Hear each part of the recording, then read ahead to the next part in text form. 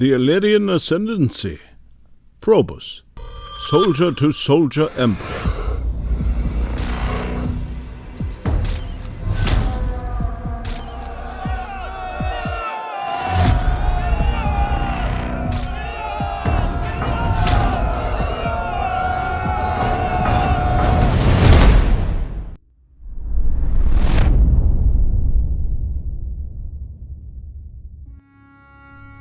Long before the Slavic invasions, there was Illyria, or Illyricum, as the Romans called it. Home to various Illyrian tribes across the Balkan Peninsula, like the Ottoman Empire centuries later. This region would become famous for producing some of the finest soldiers the world has ever known. The crisis of the 3rd century, spanning from 235 to 284 AD, nearly brought the Roman Empire to its knees. Civil war, territorial losses, barbarian invasions, economic collapse, political assassinations, and endless instability shook the empire to its core. Out of this chaos, however, came what we now call the Illyrian soldier emperors. Soldiers from Illyria, either by seizing power themselves or being declared by their armies, rose to the imperial throne. Men who rose through merit, not aristocratic background. Another son of Illyria would rise, ready to take on any and every challenger, threatening the empire.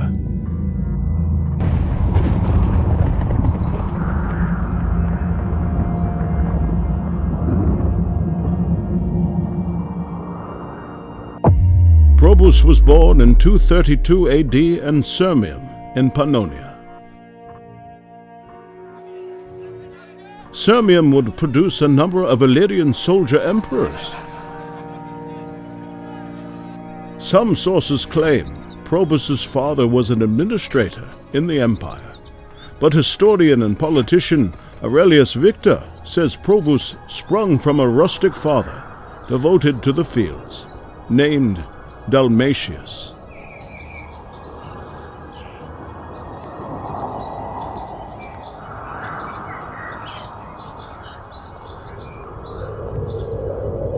Regardless, Probus entered the army at a young age and was quickly recognized for his discipline, bravery, and leadership. Under Emperor Aurelian, Probus found his true calling. Aurelian, another Illyrian, also from Sirmium, was notorious for his heavy hand, striking fear into both the military and the Senate. Under his reign, only the bravest and most loyal could rise to any prominence.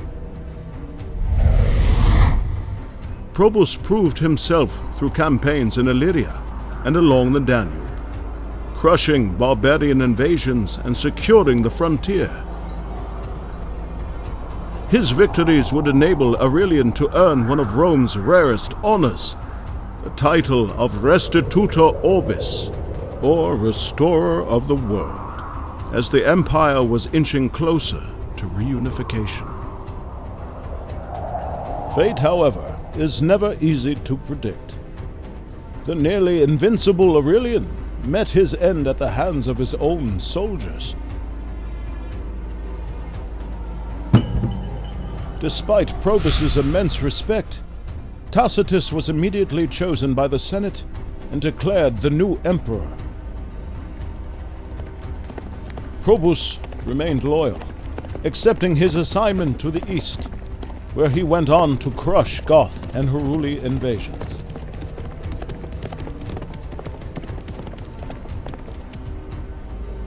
Tacitus will reign 6 months.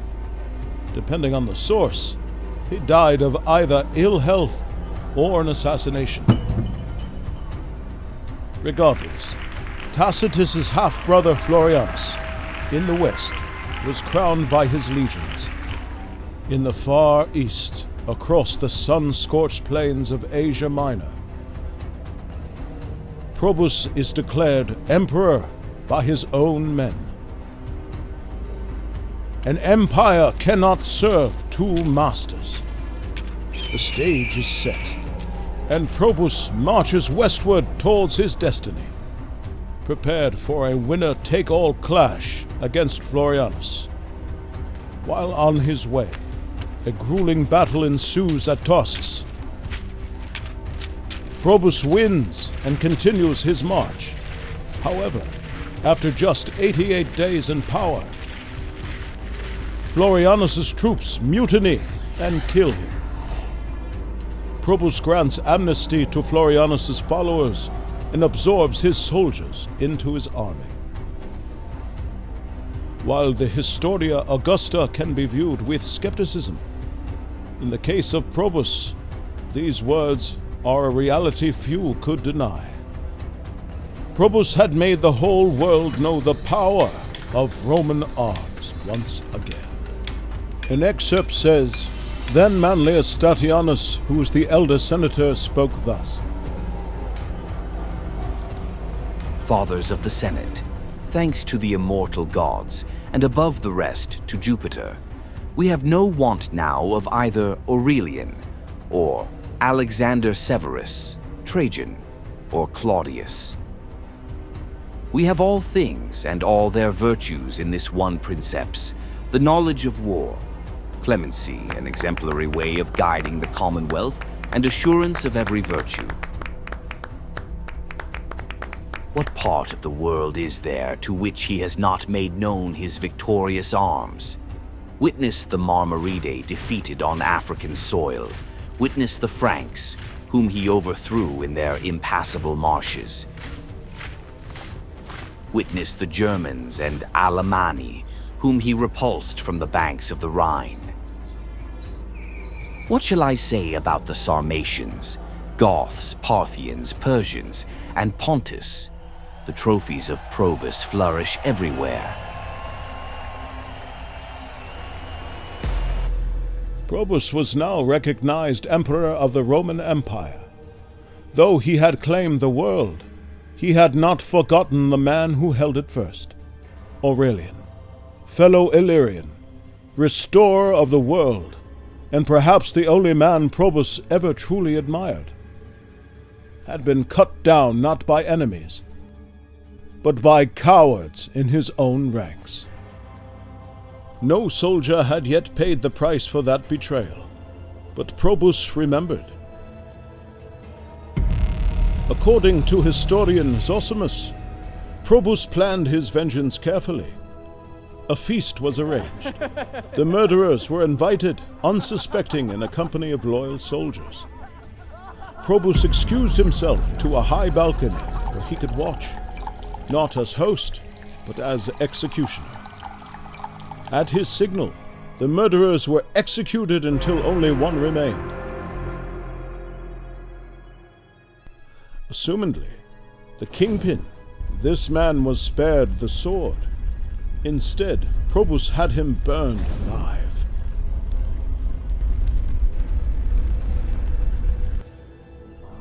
The hard-won reunification of the empire teetered on the brink of ruin, with barbarian incursions threatening to unravel everything. Acting swiftly, Probus marches north. He split his army with calculated precision, allowing his trusted generals to reclaim northern Gaul and drive the Franks back across the Rhine, while Probus crushes the Alemanni, forcing their submission and securing the rest of Gaul.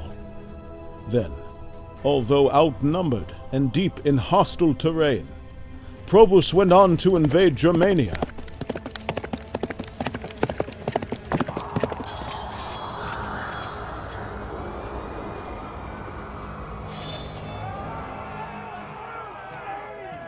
Against all odds, he defeats the Burgundians, and according to the Historia Augusta, accepted the surrender of no fewer than 9 minor kings. Probus was now hailed as Germanicus Maximus and Gothicus Maximus. Though he had given much to Rome, in Illyria the echoes of his ancestors' call, now scarred and plundered by Vandal and Sarmatian raids. Probus marches home without hesitation. On the way, he encountered Burgundians and Vandals along the river Licis, who overestimated their chances and crossed the river. Probus agrees to a treaty, but they break the terms, and Probus reacts with force, capturing their leader Igalus, decimating the retreating troops, and shipping the remaining prisoners off to Britannia, reclaiming the land of his birth and ancestors. As he advances into Thrace, the various Getic tribes, awed by his reputation, surrender without a fight. Roman coins from this campaign immortalize his triumph with a new title: Restitutor Illyrici, Restorer of Illyricum. Elsewhere the empire stirs with unrest. Probus went on to secure a diplomatic peace with the Sassanid Persians and successfully laid siege to the difficult fort at the city of Kremna, located in modern-day southwestern Turkey, defeating the Isaurians. During these campaigns, Probus faced not just foreign enemies, but traitors from within. 3 rebellions take place, each seeking to seize the purple. The first was Saturninus, likely a governor in Syria. He declared himself emperor, but before Probus could even respond, Saturninus is slain by his own troops. Next, in the troubled lands of Germania, Proculus made his own bid for power. Probus marched personally to confront him, but Proculus is betrayed, and the Germanic tribes he allied with sided with Probus. Proculus fled to the Franks, who promptly delivered him in chains. Probus shows no mercy, and has Proculus executed. The final challenge is from Bonosus, a respected Roman officer of British descent. His rebellion was short-lived, as Probus's forces closed in. Bonosus avoids capture the only way left to him. He hanged himself.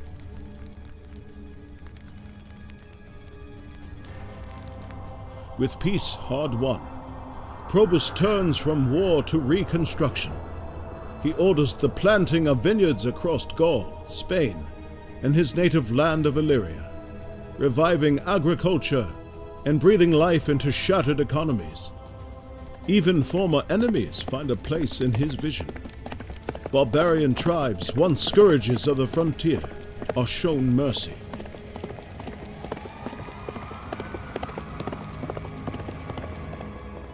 Probus allowed them to resettle on Roman soil, where they will till the land and serve in his legions. Across the empire, Reconstruction begins. Forts rose again along the Rhine and the Danube.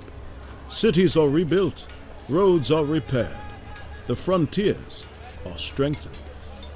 And in Rome, the mighty Aurelian wall, begun by his predecessor, now stands finished under Probus's command, a monument to a city and an empire that refuses to fall. By 282, Probus returns to his birthplace of Sirmium, a strategic imperial center, presumably to plan his next ventures.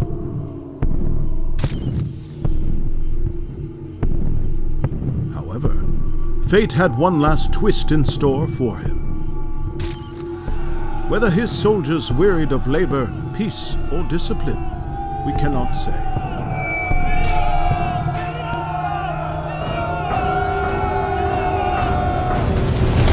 What we do know is that Probus the Restorer met his end not in battle, but in betrayal.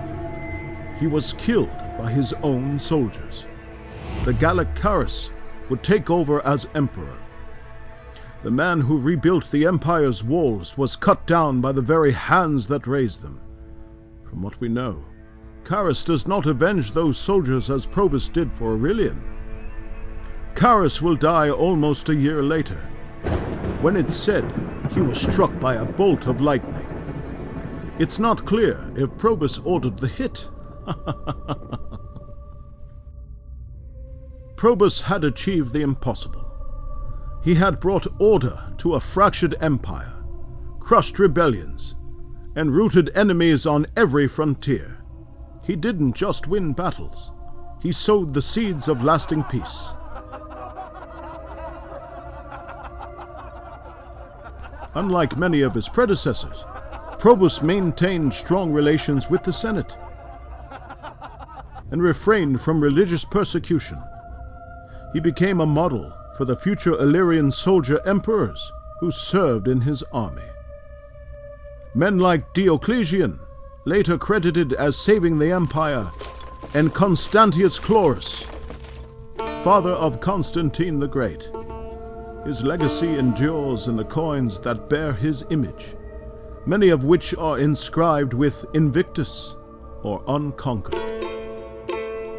a testament to him remaining undefeated in battle. Rarer still is the title he shared with the great Aurelian, Restitutor Orbis, Restorer of the World.